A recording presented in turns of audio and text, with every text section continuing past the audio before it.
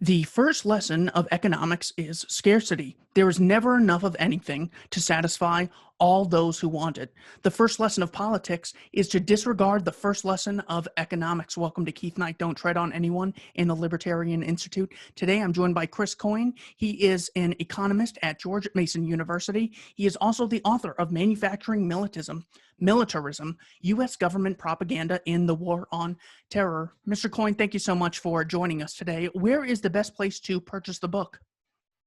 Well, it's available at any online major bookseller. Amazon is probably the easiest to find it. What is the thesis of your book, Manufacturing Militarism, U.S. Government Propaganda in the War on Terror? Yeah, so the thesis of this book, which is co-authored with Abby Hall, is that the national security state, the U.S. national security state, is plagued by a number of pathologies and frictions which create what economists call information asymmetries, which are just gaps between information between what they possess, what one party possesses, and then what the citizenry can have access to.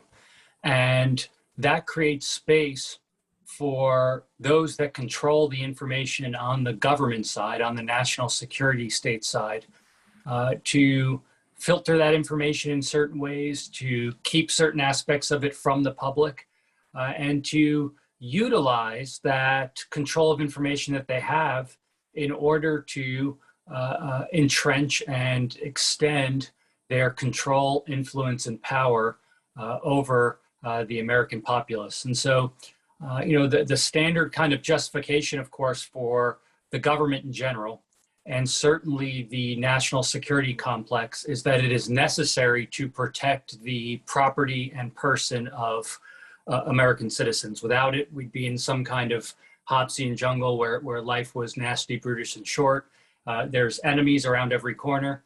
And one of the things that Abby and I point out is that that justification is overstated, because by empowering government to do those very things, you also empower it to abuse that power, engage in narrow opportunism, and undermine the very liberties and freedoms that proponents of the state purport to protect. Does the concept of a heavily armed military sort of refute this kind of social contract theory? For example, if we don't pay taxes, the idea is, well, we have to go to jail, but we have to pay because we get protection in return from the state. But if the state doesn't protect us, they don't go to jail. They get increases in the NSA funding, FBI funding, CIA. So are these statist advocates almost moving away from social contract theory and moving solely towards technocracy and justification of sort of rule by the wise and rule by the elite? Sure. So it is difficult, I think, to make an argument for some kind of social contract in general. And of course, political philosophers and others have invested a lot of time, effort, and ink on exploring this issue, and it's a complex issue unto itself. But certainly, I think it would be a stretch to make an argument that a social contract exists that certainly that we entered into, let alone generations prior to us. Even if at some point throughout history someone entered into a contract, and even then, I think it's very hard to find some notion of a social contract at time one, whatever that would be. And so really then what you end up with is some kind of model of what some refer to kind of as a stationary bandit, where again, you have kind of this world of roving bandits, and they realize that if they kind of create a monopoly over a territory and provide some protection to people in that territory, they can extract more resources from them as compared if they don't. But that's a very different model than kind of a social contract or a unanimous consent type model. Of course, one might say, well, look, it would be worse, because if they weren't protecting you, they would turn around and slaughter you, the roving bandit, I mean, and that's a possibility, but also maybe not. It's unclear that human nature maps onto the Hobbesian jungle type reasoning. And if it does, it's unclear that the state can actually get you out of that. because of course the solution, going back to Hobbes, and then what many people continue to argue, is that, well, you have this state of nature, and so you need some kind of exogenous third party, a referee, to squelch the fighting and the violence, and that's the state. But that just pushes the problem up a level, and so now you've empowered the state to solve the supposed kind of Hobbesian dilemma. But who's going to populate the state? The very people that were supposedly showing the various Hobbesian state of nature tendencies before the state. But now you've scaled up the power. And so it's unclear that the outcome is going to be superior to the alternative. And so that's something that I don't think people take seriously enough, but something that I think is a genuine concern that we need to take seriously and think about. What is the thesis of your book, Tyranny Comes Home, The Domestic Fate of U.S. Militarism? Sure. So Tyranny Comes Home was a book that Abby and I wrote prior to Manufacturing Militarism. So we're going in reverse chronology, which is fine. It works well because all these projects flow together.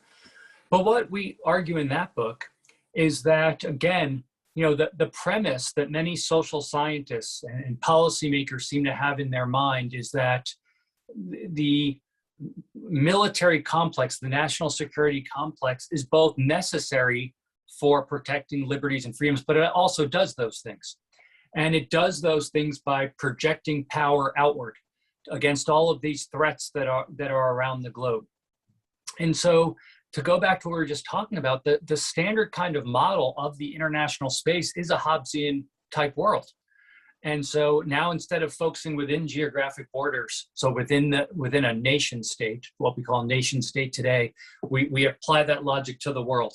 And the argument goes that the US government needs to be the global hegemon to create order and stability. That's the kind of rhetoric that's used. International stability and global order. And the US government's going to backstop that. Well, how are they going to backstop it? Well, at the point of a gun.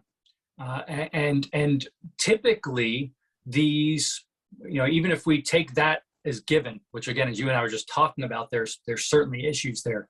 You have to ask yourself, well, can you neatly separate foreign policy from domestic life? That is, when you imbue significant power in the hands of government to project military force abroad, is that going to be neutral with respect to domestic life? And I use domestic life here in the broad sense: political institutions, social institutions, freedoms and liberties, and so on, economic life. And the answer is no, it's not. It has real effects on domestic life. And so Abby and I, in Tyranny Comes Home, put forward a theory that we call the boomerang effect.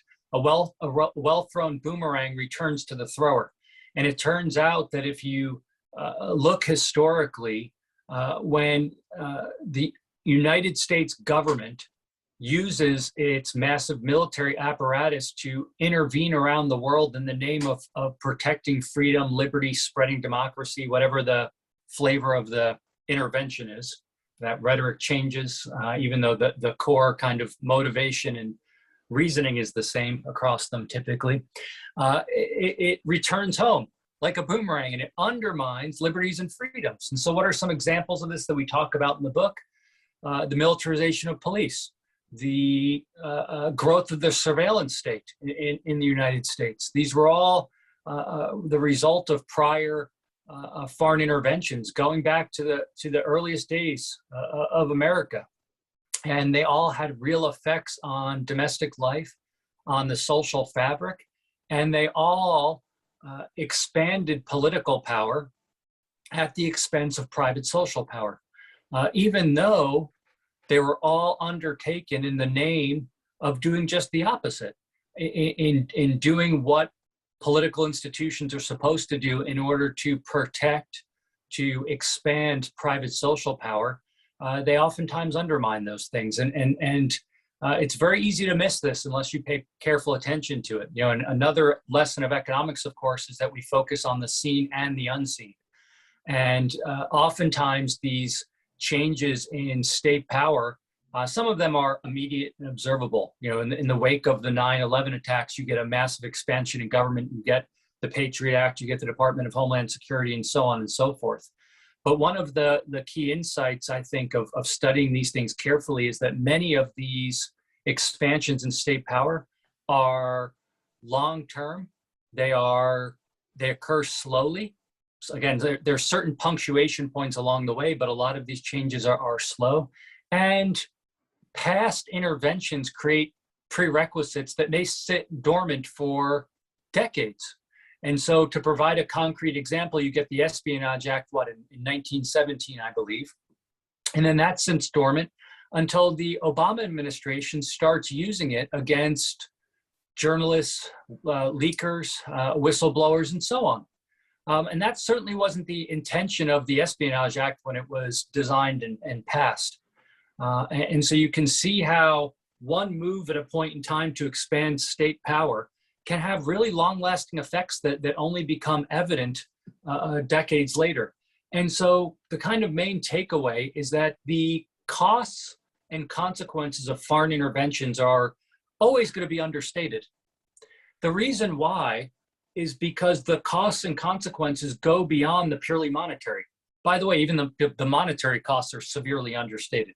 If you go back and look at the claims about the Iraq intervention and what it was supposed to cost, for instance, it ranged from like zero to $50 billion or something along those lines. Zero because the idea was oil revenues were going to offset the price. That was the original argument. So zero monetary cost. Well, that's ridiculous. It was at the time if you thought about it, and in hindsight, it's patently absurd.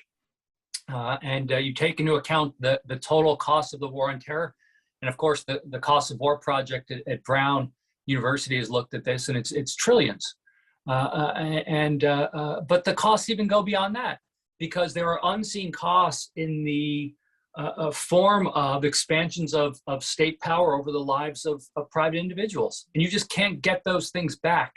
Once the genie's out of the bottle, you can't just undo it. You can't just say, okay, I want to go back to the way things were. You can't go back to the way things were because things have changed. And it's not just new bureaucracy, new agencies, even though those things exist as well. It is fundamental shifts in the relationship between the citizen and the state, between ideologies, what is viewed as the appropriate role of the state as it pertains to citizens. People born right before or right after the 9/11 attacks, they don't know anything different than the American state since it has existed since 9/11. They don't know basic things like what it was to go through airport security without taking your shoes off, or having a Ziploc bag, or being groped, because they didn't experience it. That's the normal for them. And then, of course, there's all these things we don't see. The covert surveillance state that we only know about because of whistleblowers who were brave enough to reveal that information. But again, that's the new normal, which is why, of course, people say when they do find out about it, well, if I have nothing to hide, what's wrong with them having access to this information? Well, that misses the point. But more broadly, it just reinforces the kind of relationship where the citizenry is the servant to the state, as compared to the way it's supposed to be in a true democratic system, which is that in principle, the members of the political body are the servants of the people. And so when you start thinking about the genuine costs of these interventions, you realize that they are dramatically greater than even many skeptics and critics of a proactive foreign policy perhaps realize, and certainly those that are proponents of a militaristic foreign policy. Did you see the story the other day that the U.S. had given the Taliban a list of names that these are everyone on our side. You got to let them in the airport. This way they can, find, the safe haven in America. And everyone immediately saw this. This is why "Sorry, I Voted Joe" or treason was trending the other day, is because people were like, you idiots, obviously the Taliban is going to take this and then they're going to target those citizens.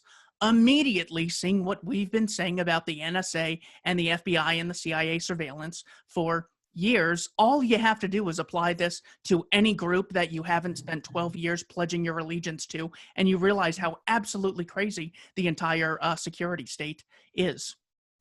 That's exactly right. And again, thanks to Edward Snowden, we have somewhat of a gauge on the current magnitude. Of course, he only revealed a part of it, by the way. But again, in some sense, Snowden's revelations were new in the context of the current kind of situation, but they weren't new in the history of America, certainly. Throughout American history, there's been numerous revelations of the magnitude of the surveillance state. Just go back to, the Church Committee, of course, and the revelation of what the CIA, the FBI, the NSA were doing in terms of spying on both foreigners, but also American people, members of the civil rights movement, members of the anti-war movement, those who supposedly were members of the Communist Party.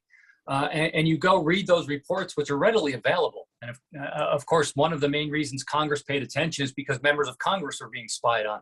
And so when they start getting spied on, all of a sudden, this is a dangerous thing, I guess. But you realize that this is kind of the same old wine in new bottles, if you want to think about it that way. And it really is the way the state operates. Again, what do you expect to happen? Going back to our earlier discussion about who's going to populate the state when you create it supposedly to solve the Hobbesian dilemma. You give people in power awesome amounts of control over information and the ability to collect it covertly and then to keep it secret in the name of protecting people. Imagine the kind of people that would need to exist to populate that and the set of assumptions that need to go into justifying that. You need people that are purely benevolent in other regarding. Well, let's think about the type of people that are going to be attracted to and selected into these positions. They probably don't meet that criteria. And so to my way of thinking, this leads me to be highly dubious about the viability and value added of this apparatus in terms of advancing and supporting certainly my freedoms and liberties, but those of my fellow human beings, both domestically and internationally as well. Eli Lake, a very popular national security journalist, says, the anti-war movement has finally gotten what it wanted. They ended the forever war in Afghanistan. As a result, women will return to bondage, our allies will be murdered, America has been humiliated, and Afghanistan is again a safe haven for terror. How do you respond? Well, I respond in several ways to that. I certainly disagree with a large majority of it, and certainly the implied implication of it. And so let me just say a little bit. First of all, even to the extent the withdrawal continues to go through, and who knows if the U.S. government will now begin to intervene. Of course, there was a drone strike yesterday, and we'll see what happens. It's not the end of the forever war. I don't think people understand what the word end means. It means you're not doing it anymore. And so here's what the end of a forever war would look like. Zero war. That's what it would look like. It wouldn't mean removing a few thousand troops, but keeping the overarching network of bases, the overarching flow of funds, whether it's monetary funds, whether it's military equipment, whether it's expertise. It wouldn't entail continuing to utilize economic policy to manipulate, shape, and influence other governments and groups to do what those in control of the U.S. military and political apparatus want them to do. And so right off the bat, I would push back on the idea that somehow forever war has been ended.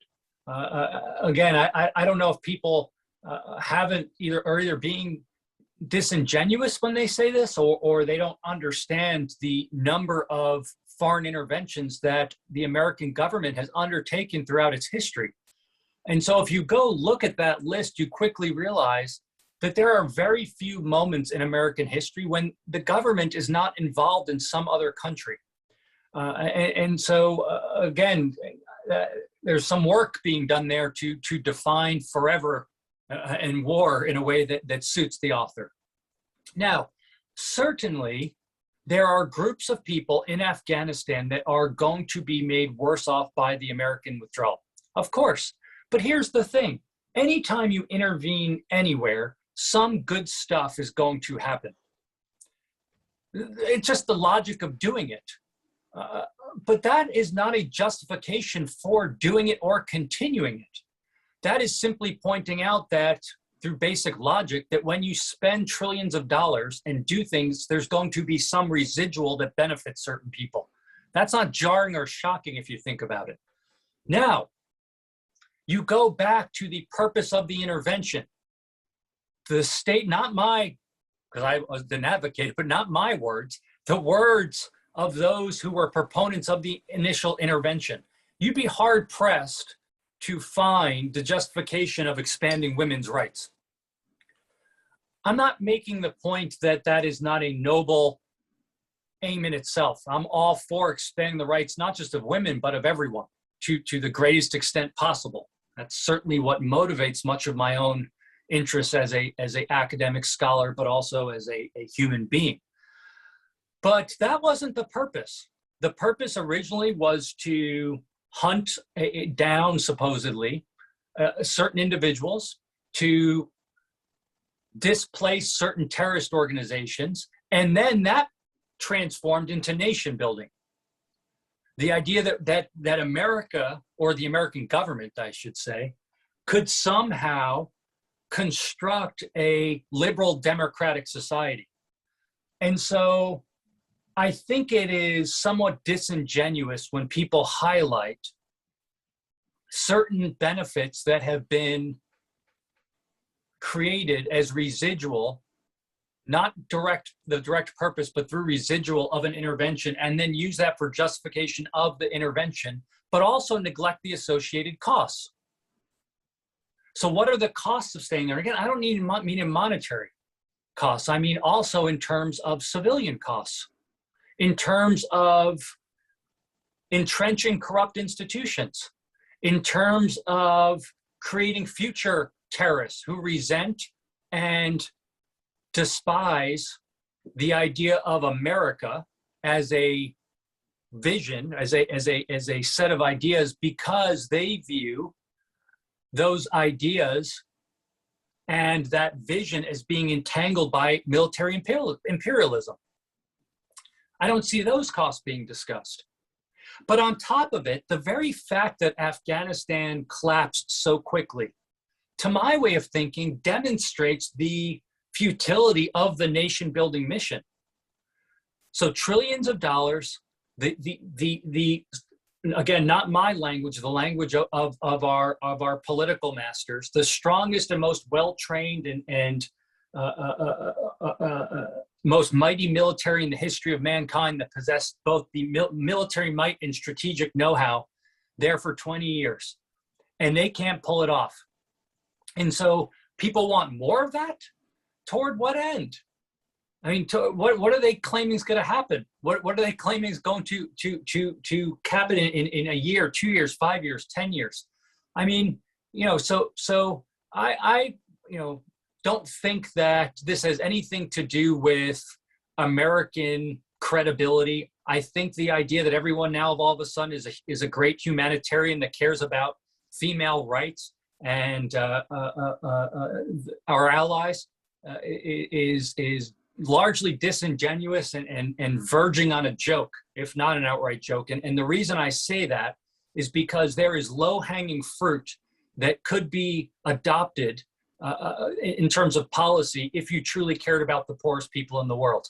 How about removing trade barriers? How about removing migration barriers? How about not being the largest arms dealer in the world? Many of those weapons flowing to governments that are outright corrupt. And so it's a bit rich to be, on the one hand, adopting and endorsing and extending a variety of policies which impoverish and threaten already marginalized people around the world, and then turning around and saying, how dare you extract the military because these very narrow targeted groups of people are going to lose certain rights and be harmed.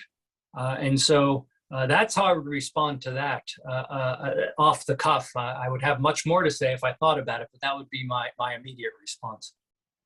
Getting back to the origin of this justification, because I really want to push on Afghanistan a little. I know you've spoken about that previously, and it's one of those sort of just obviously just wars. It's like Civil War is obviously justified, Second World War, and the war on terror, because 9/11 happened. So we don't even really have to do much thinking about this. Here's The Guardian, October 14th, 2001. Bush rejects Taliban offer to hand bin Laden over. Returning to the White House after a weekend at Camp David, the president said the bombing would not stop unless the ruling Taliban turn over bin Laden, turn over his cohorts, turn any hostages they hold over. He added, "There's no need to discuss innocence or guilt. We know he's guilty." In Jalalabad, Deputy Prime Minister Haji Abdul Kabir, the third most powerful figure in the ruling Taliban regime, told reporters that the Taliban would require evidence that bin Laden was behind the September 11th terrorist attacks in the U.S., but he added, "We would be ready to hand him over to any third country." Now, one more thing. George Bush actually talks about this in Chapter 7 of his book. On page 192, he says, "I laid out an ultimatum to the Taliban. They will hand over the terrorists or they will share their fate. We had little hope that Afghanistan leaders would heed it, but exposing their defiance to the world would firm up our justification for a military strike." Is there any good justification for invading Afghanistan and starting this war in the first place? Well, I personally don't think so. Of course, many others do. And I'm glad you brought the Bush book. That's a wonderful passage. I actually was unfamiliar with it. And of course, Scott Horton talks about this in his books as well. This idea, that you raised, that there was the option for the American government to get bin Laden without going to war. That was not off the table. And so the way I think about one of the key aspects of just war theory, to return to the way you motivated this aspect of our conversation. And of course, just war theory is a deep topic and many people have written on it, and I don't hope to do justice to it, but the parties that, or the party that feels wronged should, to my way of thinking, exhaust all alternatives to violent conflict prior to adopting violent means. And the reason why is because of the brutality and costs associated with violence. It should be always be a last option. And very rarely are all diplomatic and alternatives to violent conflict exhausted, if you pay attention. This is just one of those. This is one where the US government could have gotten the outcome that they said they wanted without going to war, without invading. Now, of course, if you define the end, you keep redefining the end you want. So they say, well, we'll give them to a third party. Say, no, you have to give them to us. And so you can define any scenario narrowly enough to get the outcome you want. That is to justify war, which many people do. But I think any reasonable reflection on this makes it clear that the war did not have to take place. And then, of course, you have folks that say, well, no, we supported the war, but just the initial invasion, just the toppling of the government, just going after bin Laden, but nothing else. But here's the thing, you can't separate those things. The initial intervention and the subsequent outcome. Why? Well, number one, because it happened. Number two, because it fails to appreciate the industrial organization of government, the dynamics of government, how it works, which is you get into something like this, and it tends to be self-extending, self-perpetuating, and it's really hard to get out of, as we're observing right now. And even if you're not into foreign policy, or you think somehow foreign policy is unique, it's not. Just think about domestic life.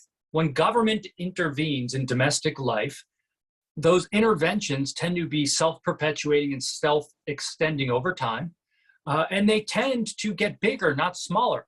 And it's really hard to extract government from doing things once they're doing them. And to my way of thinking, foreign policy is just another government program. It's no different than any government program in terms of its fundamental form at its base. It's different because it involves slaughtering people. It involves violence. It involves using the political instrument to not just do things like redistribute resources, but to kill people and to maim people and to threaten people. And that's the unique aspect of it relative to some other government programs, even though, as you pointed out, I think correctly, in our opening comments, when we're talking about kind of the state of nature, all government at its root is grounded in force or the threat thereof. And so this is simply the kind of scaling up of that reality to the largest extent possible. And finally, I just want to quote bin Laden's own words. This is a pamphlet he wrote to Mujahideen fighters titled Tactical Recommendations. He said, "Then the fighters realized that the gang in the White House could not see things clearly, and that their leader, that idiot they obey, was claiming that we envied their lifestyle, when the truth, which this pharaoh would like to hide, is that we are attacking them because of their injustice toward the Muslim world, and especially Palestine and Iraq, as well as their occupation of the land of the two sanctuaries." Is it any more clear that this is the result of blowback as opposed to they hate us for our freedoms? Yeah, exactly. Which is, again, the standard, they hate us for our freedoms. Of course, you can never rule that out, because you never can rule out the fact that some people just dislike other people. So of course that's possible, but people point to that as kind of the monocausal, so single cause of all the world's ills. Everything bad that happens is because people don't like us and hate us, and therefore we the city on the hill, need to push back in order to protect those unique liberties and freedoms. Okay, well, that's certainly one way to think about it, but here's another way to think about it, and this comports nicely with the passage you just read. If you intervene in people's lives, if you not just intervene in their life, but intervene using force or the threat thereof, if you disrupt their life, if you try to impose your values and views on them, they won't like it. That's a pretty good working hypothesis, I think. We can see that in our own daily lives, among our domestically, and internationally it probably holds as well. There's kind of a tendency, and this is tied up with part of it's human nature, part of it is propaganda, part of it is rampant nationalism. So there's us versus them at the nation state level, but there's a tendency when, other people do things to you here being the nation state, the state, that somehow they don't like you and you're in the right. But when you do things to them, you're in the right. That somehow what you do is noble and justified, and what everyone else does is ignoble and unjustified. Always a good thought experiment. It's not a stopping argument unto itself, but a good thought experiment is, what if people were doing this to us? How would we react? And you say, well, a lot of people say, well, drones are great because there's no troops on the ground, and you can, the costs are low, and they can target people. All right, what would people think if there were drones being flown above America in the name of targeting bad people? Would we say, yeah, that's good? I imagine we wouldn't like that. And then if our family and friends were killed by a drone strike, we probably wouldn't sit back and say, well, yeah, that foreign government was justified. We're all good. We'd probably say we hate them and all they stand for, and we're going to do everything in our power to retaliate against them, which is the blowback point you were making.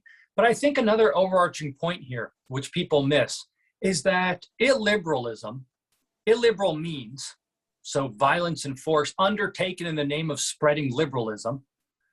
There's a tension there which should be obvious. But one of the main aspects, of course, is it actually undermines liberal values, because the people who are targeted and those that are with them in the broad geographic space who are affected by those interventions tend to associate liberalism, since that's the rhetoric adopted by the American government. We are the ultimate standard bearers when it comes to human rights, democracy, and so on, capitalism and so on, free markets, all that.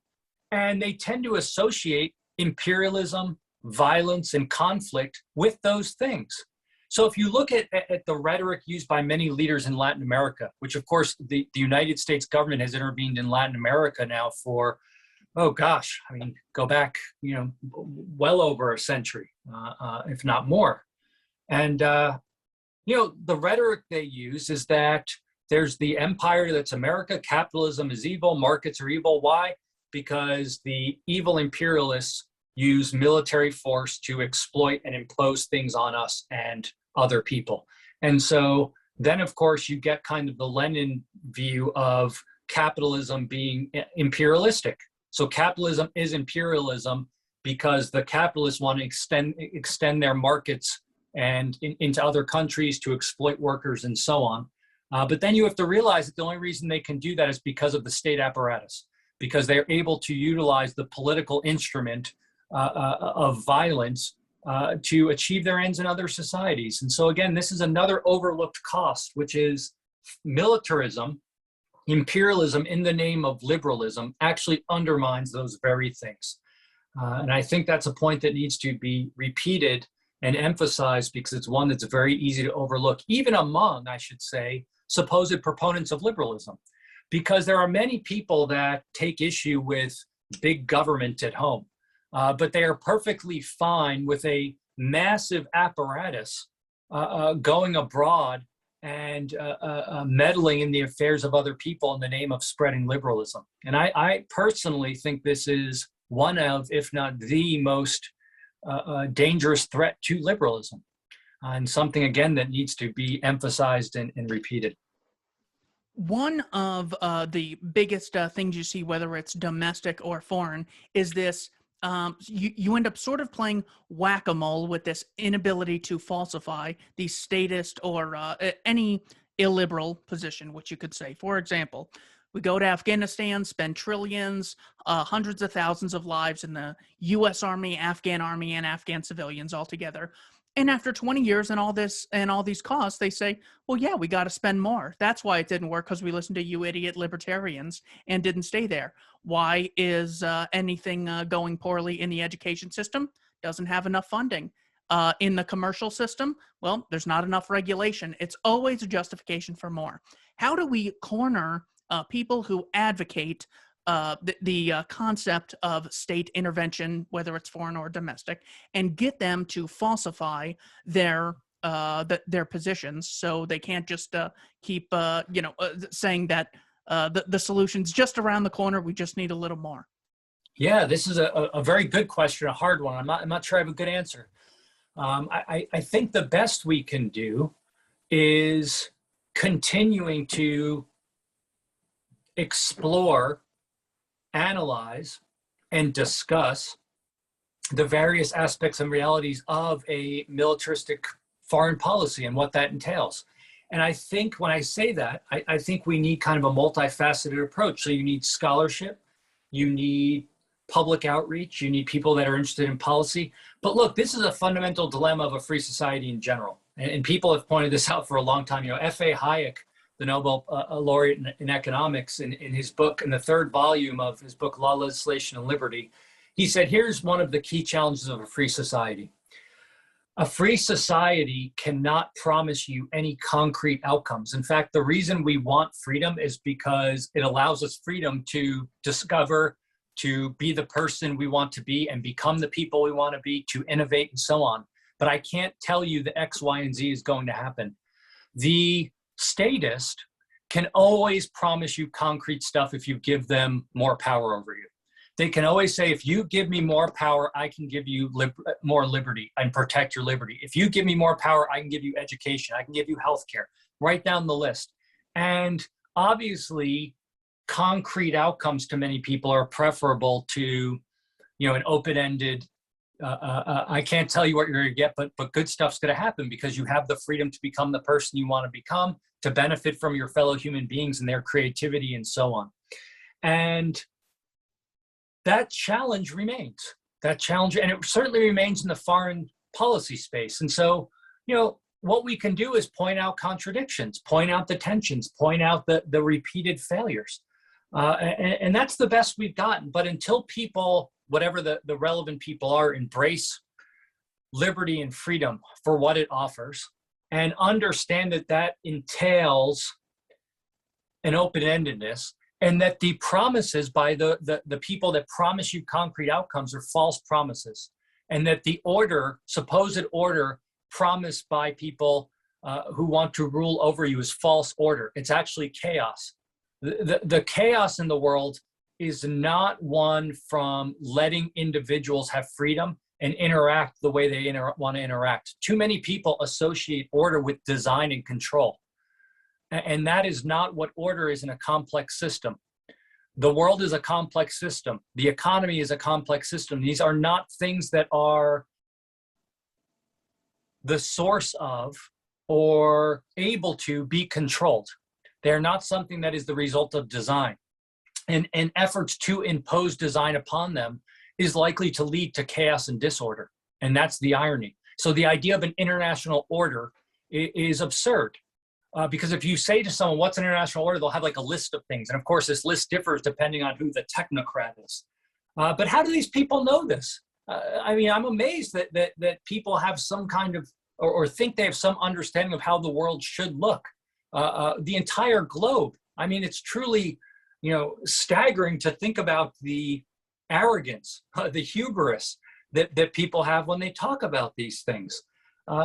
So, to my way of thinking, one of the great benefits of freedom and liberty is that it allows people to discover what cooperation and order actually looks like. Now that requires certain conditions, because people would push back on me and say, yes, of course, we take that point, but who creates the conditions for freedom? Someone needs to impose them. And the answer is no, they don't.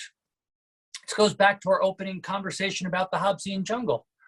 The idea of the Hobbesian jungle is that somebody, the state, Leviathan, needs to impose order. But why are we so confident that Leviathan's going to impose order? There's knowledge problems. Do they actually know what order is? And there's incentive problems, which is you concentrate enormous amounts of power in the hands of a small group of ruling elite in the name of doing good. Then there's a very strong incentive to turn those very guns against the people they purport to want to help and assist. And so my own view is that if people are so helpless that they are unable to generate cooperative outcomes when left to their own devices, then I certainly don't want to imbue some government or governments with awesome powers in the name of doing that. Because those very same people that are helpless in their daily lives are also going to be helpless when they are placed in positions of power. Except now they have access to nuclear weapons and other means of mass destruction.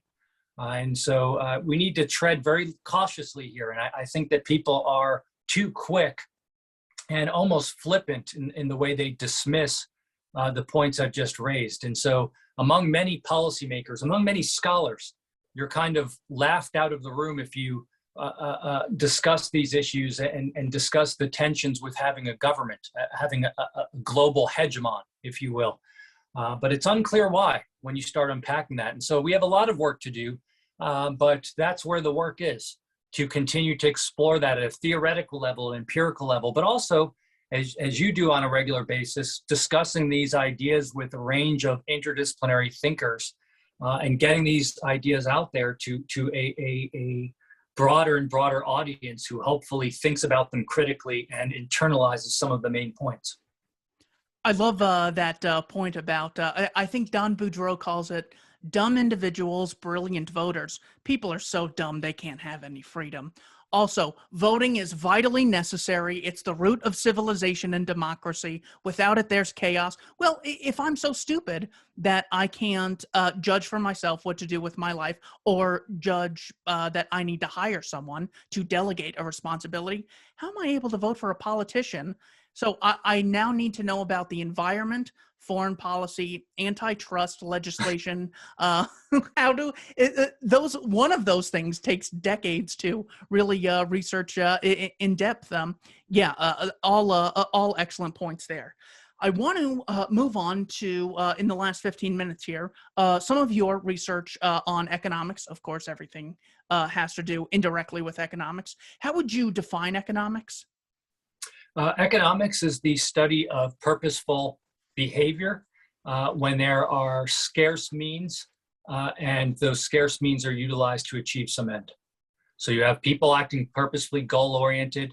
They have to use scarce means to achieve some end that they want to achieve. That's what economics is in the broadest sense.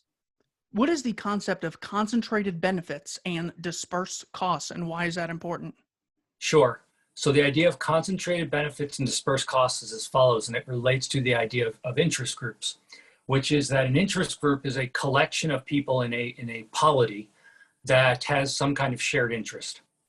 All right. And what they're able to do if they're successful, and what they try to do, is utilize the political apparatus, typically through some form of lobbying, bribery. We don't call it bribery, we call it campaign donations, but bribery, to secure benefits for the members of the group. Now, what do? They concentrate those benefits on the members of the group, but disperse the costs among all taxpayers. And so there, examples of this abound for anyone that pays careful attention. You don't have to even look that far. Just, open a newspaper, and anytime you see a union talking, the teachers union, you see military contractors. That's another perfect example of this. What are they trying to do? They're trying to, they formed a group. They try to lobby government to get stuff that benefits their members, but that a large number of people outside of that group pay for. You can find this if you ever look up any, just Google, something like Citizens Against Government Waste, and look up all the pork that is attached onto various government bills. You'll see things like at the federal level, money going to like a shrimp farm in Alabama or something, right? And you're like, well, why is there a shrimp farm in Alabama attached to this bill? Well, it's because the constituents in that area benefit from the pork, from the government spending, but someone out in Wisconsin, some taxpayer, ends up footing part of the bill. That's a pretty nice deal for the people that get this. And so that's the logic of it. It comes out of special interest groups. Special interest groups emerge because government gets to a point where there is discretionary power by political decision makers, and those political decision makers can grant favoritism to certain targeted groups. And the minute you open up cronyism or favoritism, special interest groups are going to come out of the woodwork. They're going to be attracted to the political process like bees are attracted to honey, because there's a significant profit opportunity attached to it, which is that if I effectively lobby government, I get lots of goodies that other people pay for. That's a pretty sweet deal if you can do it. And of course, as everyone starts doing it, the system starts to break down, because this is a wealth destroying process. No new wealth is generated. It's simply moving stuff around, but more importantly, investing time and effort in making those moves happen by lobbying government.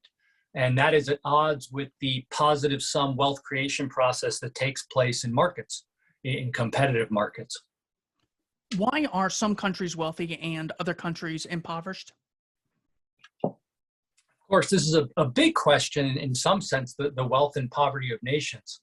But of course, the first thing to realize is that, the real question to ask is why does anyone ever get wealthy? Because the state of human history, of course, is one of what we would refer to as poverty by today's standards, certainly.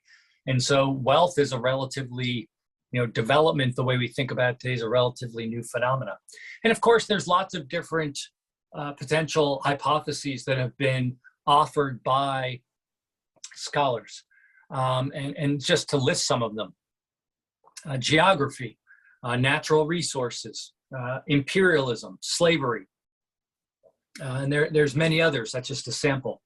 But my reading of the evidence, both historical narrative, so the history, both the empirical evidence, is that the driver of wealth creation are institutions which create property rights.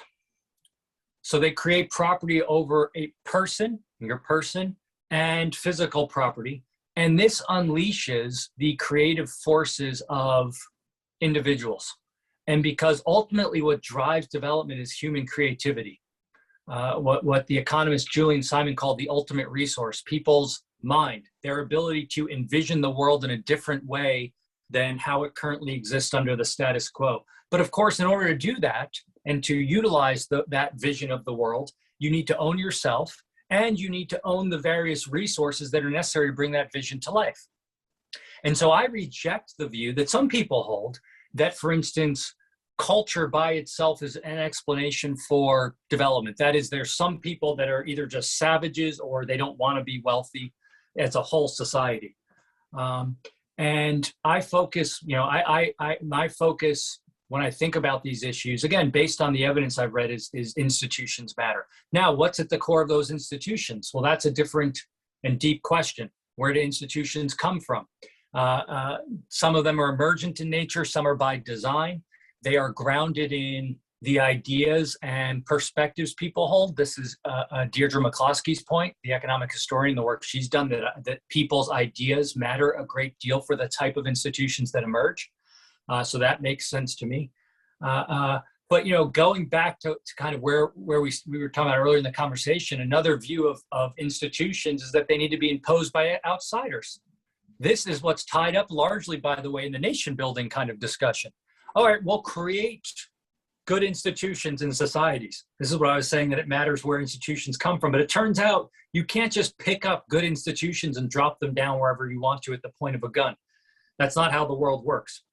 If it was, you wouldn't need to invade a country. You would just say, just follow these rules if you want to be wealthy. But that's not how the world works. And so, that's a short answer, or a semi-short answer to a very deep question. But I think that's the way I would begin to think about the issue of wealth creation and poverty alleviation. Is it immoral or economically inefficient for people to seek to profit? I don't think it is either. I don't think it is either economically inefficient or immoral for people to seek profit. And I think that money, profit are some of the most misunderstood concepts in the world. And I don't think that's an understatement. And that leads to a backlash against them. Money, of course, is a medium of exchange that allows people to engage in social cooperation. It allows people to engage in exchange. And so, a lot of people, there's always the famous phrase, money's the root of all evil. Well, what's the root of money? And when you realize that the root of money is social cooperation, the only way money is evil as an entity is if social cooperation between human beings is evil. And I think you'd be hard pressed to make that argument. Although I guess someone could if they truly despised human well-being and humankind. Profit, of course, is on a market earned by, and earned is the key word there, earned by utilizing scarce resources to produce something that your fellow human beings voluntarily purchase. That's the only way to make money in a market. There's two ways to earn wealth in the world. You can either produce it or you can take it from people. What Oppenheimer in his book, The State, differentiated between the economic means and the political means of earning wealth. And so the economic means is engaging in creativity and innovation to produce new and better products and services that other people value, and that yields a profit. That profit is not guaranteed, of course, both up front when you bring your good or service to market, or in the long run, because other people can enter the market and erode your market share. And so again, profit is what drives innovation and improvements in human well-being. And so again, to call earning profit, as long as it is earned through the economic means, to call that immoral must mean, therefore, that making your fellow human beings better off, as demonstrated by their voluntarily willingness to pay for your good or service, is immoral. And again, I think you'd be hard pressed to make that argument. And so I personally wish people had a better grasp of these concepts. As an economic educator, I try to explain this to as many people as I can, because I think it is crucial, not just to human well-being right now, but to human well-being into the future as well, and human well-being not just within a nation state, but around the world. What is the division of labor and specialization? The division of labor is the idea of splitting up production into a series of tasks, and which combined produce some final good or service.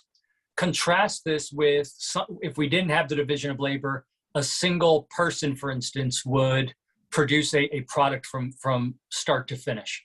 And certainly you could do that, and people do that. In advanced material civilizations, we tend to do it as a hobby now. I garden, I grow my own food, I sew my own clothes. These are considered kind of luxury goods in a way, as compared to being necessary for survival. But both in other parts of the world and throughout human history, that was the norm.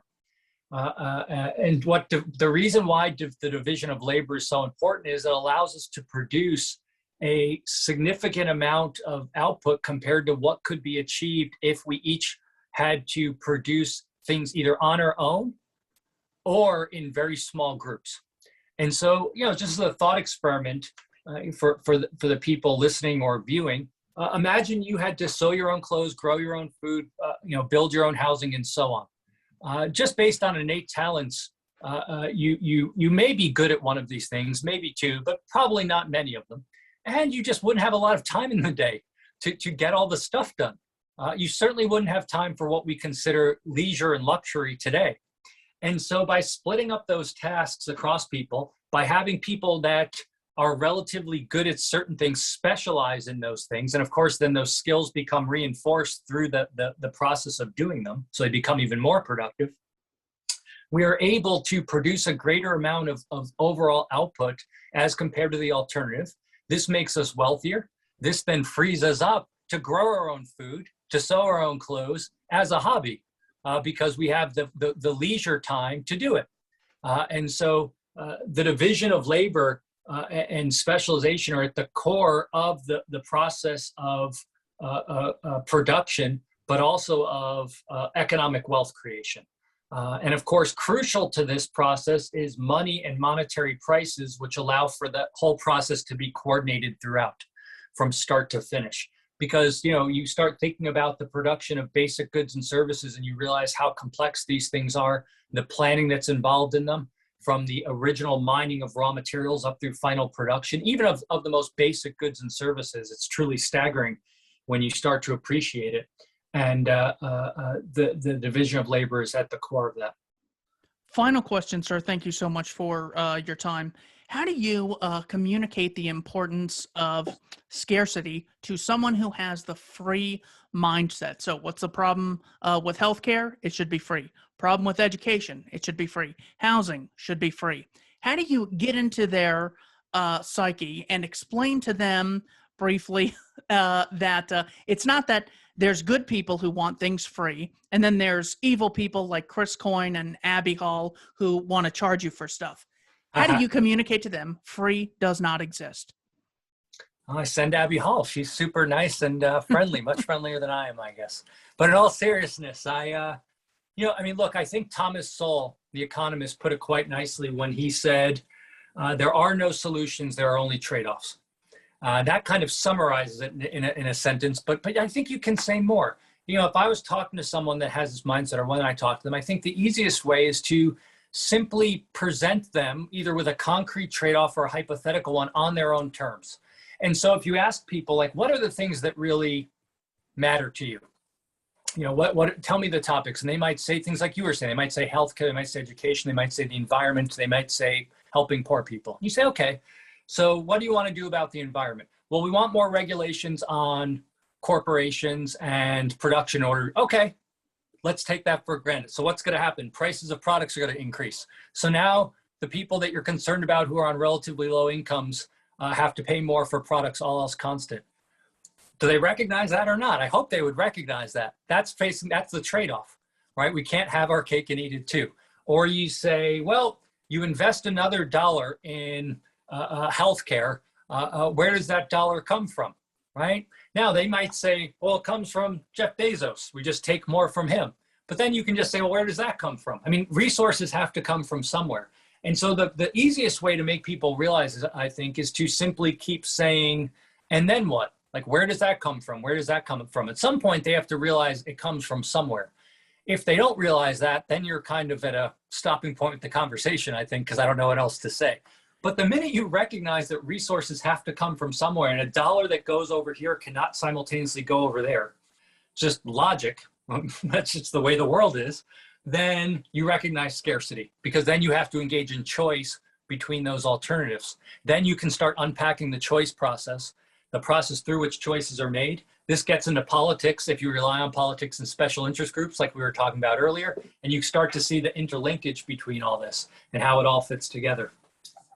The book is Manufacturing Militarism, U.S. Government Propaganda in the War on Terror. Thank you to everyone for watching Keith Knight Don't Tread on Anyone and the Libertarian Institute. Links to the book will be in the description below. Mr. Coyne, thank you so much for your time. Thank you for having me. I appreciate it.